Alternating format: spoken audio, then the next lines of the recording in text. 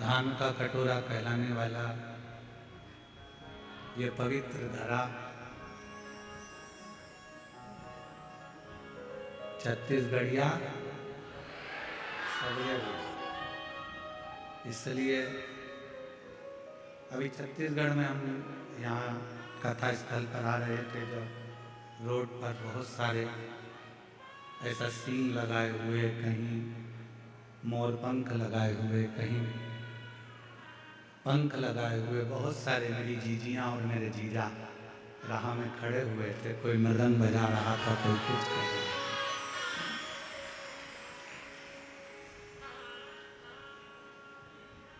अब मालूम क्या था कि वही सीन चल के यहाँ आ जाएंगे।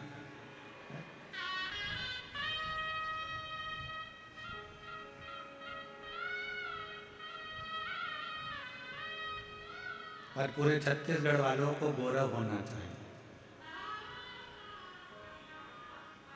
पूरे छत्तीसगढ़ वालों को ये गौरव होना चाहिए कि पूर्व में हमारी सभ्यता, हमारी संस्कृति ऐसी थी कि हमारे पास में गहने नहीं थे।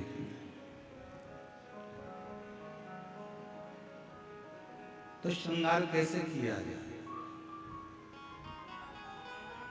और छत्तीसगढ़ का व्यक्ति एक शिव की तरह है। शंकर भगवान को गहने की जरूरत नहीं पड़ती, जो उसको मिल जाता है उसको धारण कर लेता है, उसका श्रृंगार होता है।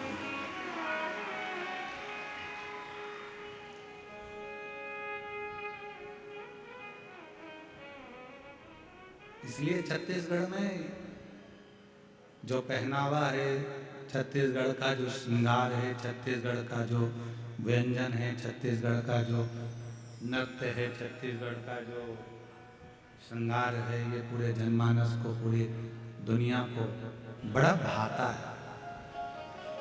आपको एक बात कहना चाहेंगे, छत्तीसगढ़ का जो नृत्य अभी हम आए देख रहे थे, पूरी दुनिया के लोग छत्तीसगढ़ के इस नृत्य को अपने अपने प्रदेश में बुलाकर भी इस नृत्य का आनंद लेते हैं। इतना गौरव है। और इसी को शिव भक्ति कहते हैं, इसी को भगवान शंकर की अविरल भक्ति, भगवान शंकर का अविरल कृपा, शिव जी की अविरल भक्ति कहते हैं, इसी को कहते हैं।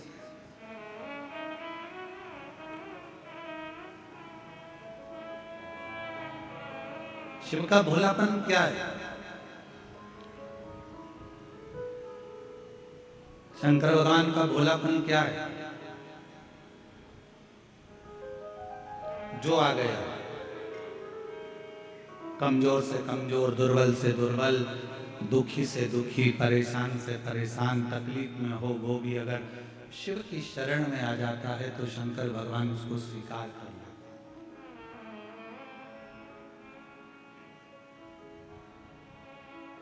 शिव उसको अपने करीब में लेकर आ जाते हैं। और आप देखें, जिस चंद्रमा को स्वयं ससुर ने श्राप दे दिया हो, जिस चंद्रमा को स्वयं एक रोग लग गया हो काया का,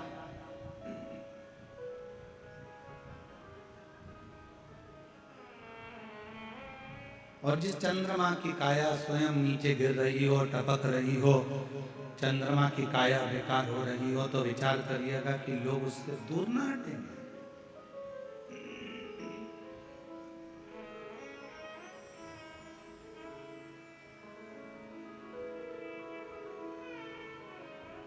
एक व्यक्ति में अगर कोई काया का रोग हो जाता है ना, एक व्यक्ति में अगर काया खराब हो जाती है, कोई शरीर का रोग लग गया, कोई चमड़ी गल कर गिरने लगी, कोई कोई बेकार सा रोग हो गया, तो लोग उससे दूरी बना लेते। भैया तुम्हारा बर्तन अलग रखना,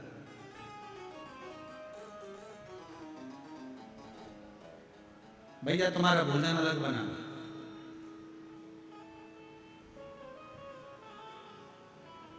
ए भैया तुम हमारे बर्तन को हाथ ना लगाना, तुम हमारे बर्तन को छूना नहीं, तुम हमारे बर्तन का स्मरण ना करिएगा, छुएगा ना, हमारे बर्तन को देखिएगा ना।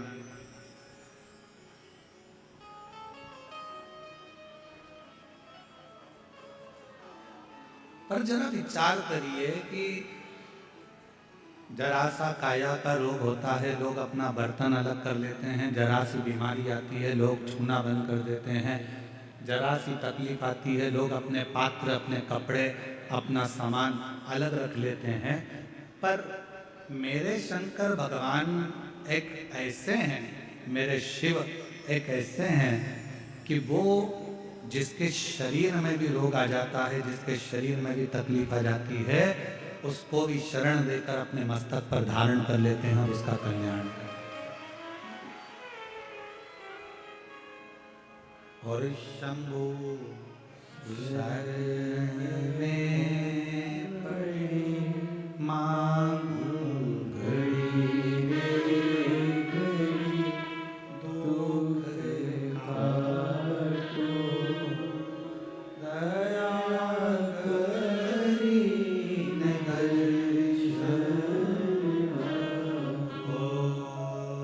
शंभु शरण मांगो घड़ी रे घड़ी, दुख काटो दया करी दर्शन आपो। तो आया शरण, शिव उसको स्वीकार कर लिया। फिर वो कैसा भी,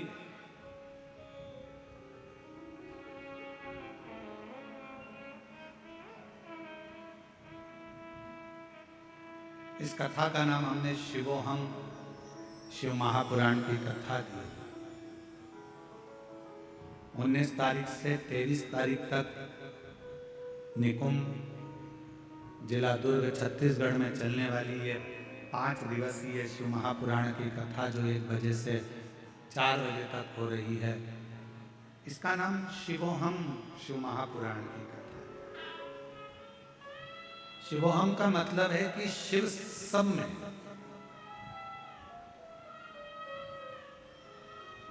उसको ढूंढने के लिए हमें मंदिर नहीं जाना है, उसको ढूंढने के लिए हमें तीर्थ नहीं जाना है, उसको ढूंढने के लिए हमें शिवालय नहीं जाना है, उसको ढूंढने के लिए किसी तीर्थ पर नहीं पहुंचना है, उसको ढूंढने के लिए अपने भीतर पहुंचना। अब 5 दिन तक आप करोगे क्या? ओ मेरी छत्तीसगढ़ की जीजी, मेरे जीजाओं, मेरी बेटियों, बेटाओं, मेरी माँ, मेरे पिता तुल्य बुजुर्ग जो कथा में बैठे हैं, आपसे पूछे कि 5 दिन हमको करना क्या? हमको यही पहचानना है कि शिव है कौन।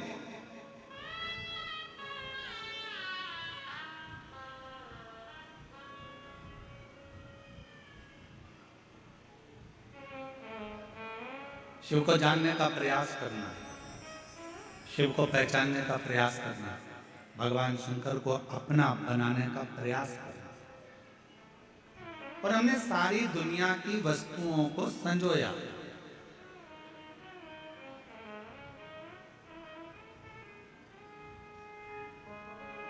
अच्छा, एक बात आपसे पूछा, जरा उत्तर देना, मेरी छत्तीसगढ़ की जीनियों, जीजाओं, सब उत्तर देना।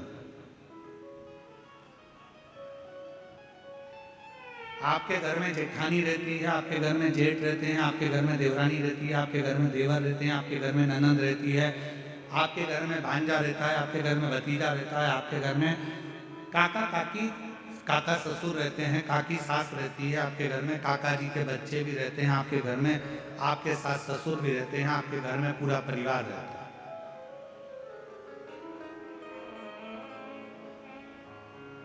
सब साथ रहने से परिवार होता है क्या? परिवार का मतलब क्या? हमारे कई लोग कहते हैं, पूछते हैं, महाराज जी हमारा पूरा परिवार एक साथ रहता है। अच्छा, ठीक है, परिवार हो गया, काका जी साथ में है, काकी जी साथ में है, सास ससुर साथ में है, जेठ जेठानी साथ में है, देवरानी जेठानी साथ में है, तो क्या परिवार हो गया?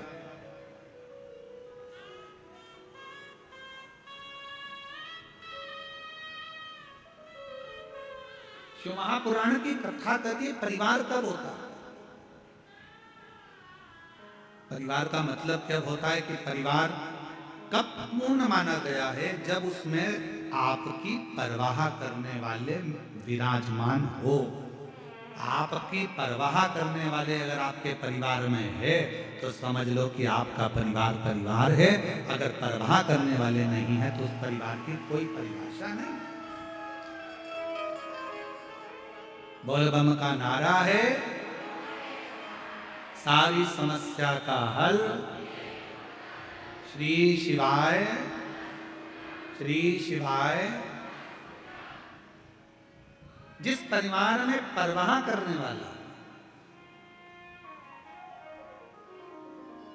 देवर अपने भैया भाभी की परवाह करे, भैया भाभी अपने छोटे भाई और बहू की परवाह करे, बच्चे अपने माता पिता की परवाह करे, माता पिता अपने बच्चों की परवाह करे, बहन अपने भाई की परवाह करे, रिश्तेदार रिश्तेदार की परवाह करे, काका काकी एक दूसरे की परवाह करें। जितने परिवार में सदस्य हैं वो सब एक दूसरे की परवाह करें तो परिवार। अब मालूम पड़े एक ही परिवार में देवरानी भी रह रही है, जेठानी भी रह रही है, एक उधर मुंह फुला के रह रही है, एक उधर मुंह फुला के रह रही है, सास का मन भी नहीं लग रहा, बहू का मन भी नहीं लग रहा, बहन भाई भी रह रहे हैं तो आपस में बातचीत नहीं कर रहे, जरा सा कुछ हो गया कोई परवाह करने वाला नहीं। इसको परिवार नहीं कह सकते। परिवार किसको कहते हैं? 33 कोटि देवी देवता में अगर परिवार देखना है तो एक मेरे देवादिदेव महादेव का परिवार देखना, जो परिवार देखने के आनंद है। और शंभु शरणे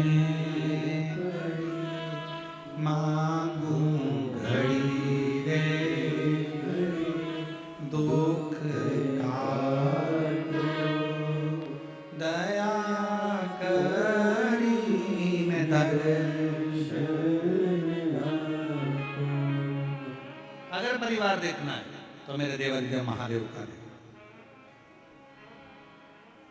अगर परिवार देखना है तो मेरे शंकर का देखो। शिवोहम शिव महापुराण की कथा कर रही है, भगवान शंकर के परिवार को देखने का प्रयास कर।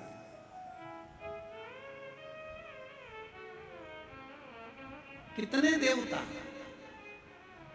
33 कोटि देवी देवता विराजमान हैं। 33 कोटि देवता के भी मंगल विवाह हुए हैं, उनके भी बच्चों का प्रसंग है।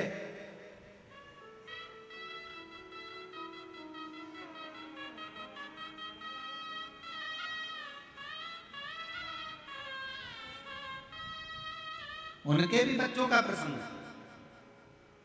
श्रीमद् भागवत कथा उठाकर देखेंगे तो भगवान कृष्ण के विवाह का प्रसंग, भगवान कृष्ण के बच्चों का प्रसंग, भगवान कृष्ण के पोतों का प्रसंग सबका आता है कि नहीं आता है? जम के बोलो जरा, भागवत सुनिए ना अपन में, बोलो जम के बोलो, आता है कि नहीं आता है? सबका प्रसंग आएगा।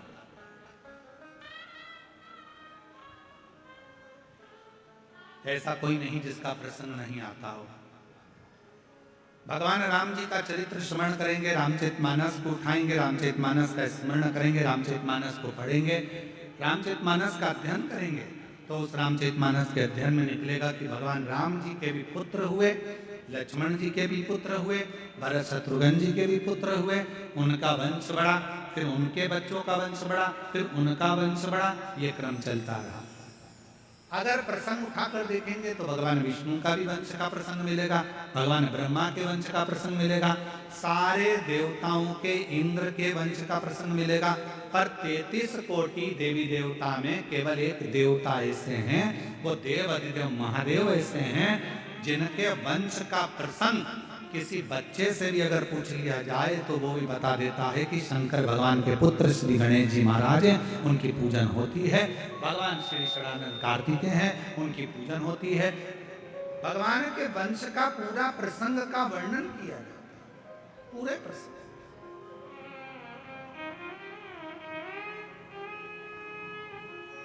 और पूरा पूरा प्रसंग किया गया, पूरा वर्णन किया जाता है। भगवान शंकर के पुत्र भगवान श्री गणेश जी महाराज हैं, षडानंद कार्तिकेय महाराज हैं, और आगे आगे देखा जाए तो भगवान शंकर की पुत्रियों का प्रसंग है, भगवान शंकर के आनंदमय माँ जगतजननी पार्वती जी का प्रसंग है।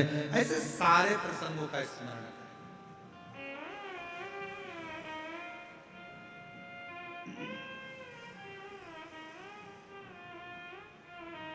और जब हम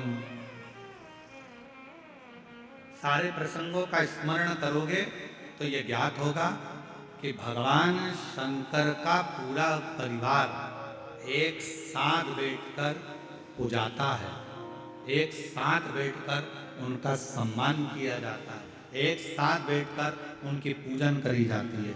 भगवान शंकर के पुत्र श्री गणेश जी महाराज का भी पूजन हो रहा है। साथ में देखा जाए तो